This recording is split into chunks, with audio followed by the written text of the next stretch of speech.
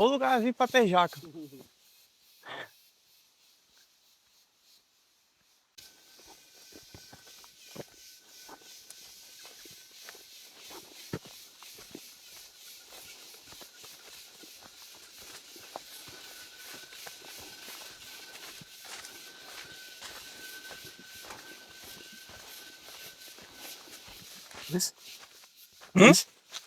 Uma galinha d'água? Não. Mais de mil aqui.